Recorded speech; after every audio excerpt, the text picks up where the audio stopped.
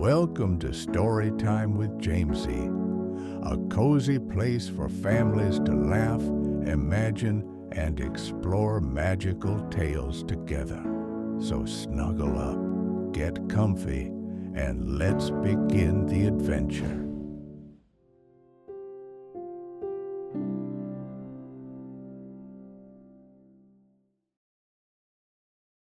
Aurora loved adventure.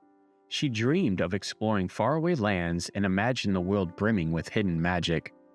Every rustle in the woods felt like the whisper of something enchanted, and every unusual rock or twisted tree sparked her curiosity. On a sunny July afternoon, Aurora followed the winding trail deeper into the woods than ever before. As sunlight filtered through the leaves, she imagined it dancing like pixie dust. Then, a flash of white paint caught her eye, nearly blinding her. Heart quickening, she moved closer and found an old wagon, its red paint peeling, vines tangled around its frame, and rusty wheels half buried in the soil. "Cool," Aurora exclaimed, brushing her fiery red hair back as she examined the wagon. It looked forgotten, abandoned for years. She tugged at the vines, freeing the wagon bit by bit. "Come on, you silly thing," she muttered. With one last pull, the wagon tipped onto its side with a thud. It didn't look like much: crooked wheels, a bent frame, and cracked paint. Aurora sighed, wondering if it could even roll. Then her hand brushed the wagon's side. A soft hum filled the air, and Aurora froze. Slowly, the wagon trembled and lifted off the ground, hovering a few inches as if testing itself. "Whoa!" Aurora stepped back, eyes wide. Shocked. The wagon spun gently, almost playful, like it wanted her to climb aboard. Despite her racing heart, Aurora couldn't resist. Carefully, she climbed in and gripped the sides. The moment she settled, the wagon soared upward. Higher and higher it climbed, until Aurora floated above the treetops. Her breath caught as she looked out over the town water tower, distant hills, and endless blue sky. She leaned forward, and the wagon glided ahead. Tilting right sent it turning smoothly. She laughed, exhilarated. This wagon felt perfect. Then it shook. A low groan echoed from the frame, and the wagon started to descend. Slowly at first, then faster. Aurora's heart pounded as she leaned and shifted her weight, but nothing worked. The wagon veered sharply, crash landing on a hill and tumbling into a patch of bushes. Aurora groaned. She wasn't hurt, but the fall knocked the wind out of her. "It's broken. That's probably why it nosedived on you," a voice said. Aurora spun around to see a boy a few years older stepping out from behind a tree. His striking blue hair and freckled face stood out. He grinned, hands tucked into his pockets. "Is it yours?" Aurora asked, narrowing her eyes. "No, but I know a broken red wagon when I see one," he replied. "Where I'm from, wagons don't typically fly," Aurora said. "Funny, isn't it?" The boy crouched to inspect the wagon. "Where I live, they fly all the time. Or, well, they used to." Aurora tilted her head. "Where do you live?" "A land far from here," he said. "Ancient magic swept me in, and I haven't figured out how to get back home." "So, you can't go home?" The boy, who introduced himself as Milan, sighed. "Magic doesn't work the same here. It used to flow through everything. People, objects, and even the air itself. But now, it's faded. Most people stop believing in it, and without belief, magic fades away." He glanced at the wagon. "This might be the last thing holding any of that old power." Aurora frowned. "Magic?" she asked softly. "Yeah, you must believe in it, though. That's probably why the wagon worked for you." "Do you live in the woods?" Aurora asked. Milan nodded. "I made a hut nearby, saw you crash, and thought you might need help." Aurora smiled. "That was nice of you." "Come on," Milan said. "I think we can fix this thing." He led her to his hut, a cozy structure made of fallen branches and moss. Inside, jars and tools filled the shelves. Milan inspected the wagon carefully. "We can get it flying again, but I'll need ingredients for the magic repair liquid.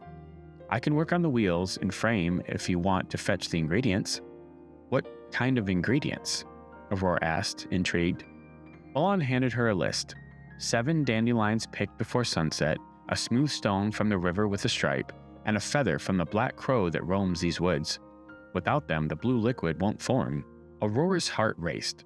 "I'll get them," she said, grabbing the paper and heading out. Aurora crouched in the dewy grass, her fingers brushing over the golden heads of dandelions. She plucked 6 before a squirrel darted forward, snagging the 7th. "Hey, that's mine." Aurora leapt to her feet, chasing after the squirrel as it zigzagged through the field. She finally stopped, panting, and pulled a piece of bread from her pocket. "Trade?" she called softly. Holding the bread out, the squirrel dropped the dandelion to grab the treat. Aurora snatched the flower just before the breeze carried it away. At the riverbank, Aurora waded into the chilly stream, water swirling around her ankles. She crouched, dipping her hands into the smooth stones below. Her fingers skimmed over dozens of rocks until her hand closed on something cool and smooth. Lifting it from the water, she grinned at the faint stripe winding across its surface. The crow came next. Perched high on a branch, its glossy feathers gleamed in the sunlight. Aurora knelt beneath the tree and scattered breadcrumbs Milan had given her. The crow cocked its head, watching her with sharp, dark eyes. Moments later, it swooped down, snatched the crumbs, and left behind a single black feather. Aurora darted forward, her hands closing around it before the breeze whisked it away. Back at the hut, Aurora presented the items. "I got everything," she exclaimed, handing Milan the dandelions, stone, and feather. Milan's face lit up. "This is perfect. Let's make the liquid." He combined the ingredients in a bubbling pot, muttering strange words. The mixture glowed blue. Aurora watched as Milan poured it over the wagon, its peeling paint vaporizing and making way for a shimmering finish. "It's ready," Milan said, stepping back. Aurora thanked him, waved goodbye, climbed aboard, and steered the wagon toward the water tower. She landed softly and looked out over her small town. Smoke curled gently from her chimney, and she imagined her family inside, waiting for her. She smiled but felt the weight of longing for her home and for Milan's. She thought of Milan's family, wondering if they would ever see him again. Her gaze lingered on her house. If she stayed on this wagon soaring further and further, how would her parents feel without her? Aurora clenched the sides of the wagon, torn. It was her dream to explore, but Milan deserved to go home. Taking a deep breath, she returned to the hut and stepped out. "It's yours. You deserve to go home." Milan stared at her, voice catching. "But your adventures?" "I'll find others," Aurora said, her voice trembling but firm. "You've waited long enough." Milan hugged her tightly. "Thank you, Aurora. I promise to write." Weeks later, a small package arrived at her doorstep. Inside lay a single bright feather and a note written on shimmering parchment. "Aurora, I'm home. Thank you for believing in magic and in me. My family sends their thanks. You'll always have a place in our skies. Until then, may your adventures be as fearless as you are. Milan." Aurora clutched the note, her eyes welling with tears. Stepping outside, she looked toward the horizon, excitement igniting within her. There were still so many places to see, so many stories waiting to be written. But no matter where she traveled, she'd always find her way back home. Thanks for joining on this magical adventure. If you loved the story, give it a like and share it with someone who loves to dream. Don't forget to subscribe so you never miss a tale. See you next time.